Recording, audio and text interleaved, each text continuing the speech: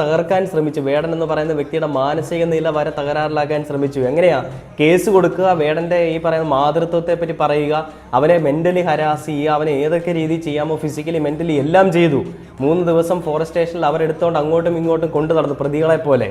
അങ്ങനെയൊക്കെ നടന്നപ്പോൾ നിങ്ങൾ വിചാരിച്ചത് വേടന്റെ ഉള്ളിൽ ആദർശവും തീയുമൊക്കെ അങ്ങ് അണഞ്ഞെന്നാണ്. പക്ഷേ ആ ആദർശവും തീയും പിന്നീട് അങ്ങോട്ട് നമ്മൾ കണ്ടത് ഇന്നലെ വരെ കണ്ട വേടനെയല്ല. നിങ്ങൾ ഫോറസ്റ്റ് സ്റ്റേഷനിലോ പോലീസ് സ്റ്റേഷനിലോ കൊണ്ടിട്ട് അവശനാക്കിയ വേടനെയല്ല പിന്നെ കേരളം കണ്ടത്. പിന്നെ കണ്ട വേടന് കുറച്ചുകൂടി വാക്കുകൾക്ക് മൂർച്ച കൂടി. അങ്ങനെ കൂടിയപ്പോൾ വന്ന എന്താ?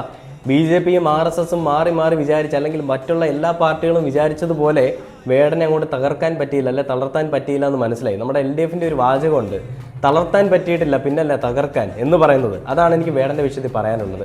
വേടനെ തകർക്കാൻ നോക്കി, തളർത്താൻ നോക്കി ആദ്യം, പക്ഷെ പറ്റിയില്ല. തകർക്കാൻ പിന്നെ നോക്കി, അതും പറ്റിയില്ല. എന്താ പിന്നെ നോക്കുന്നത്? വേടന്റെ ഈ പറയുന്ന ഗതാഗത മാർഗം അങ്ങ്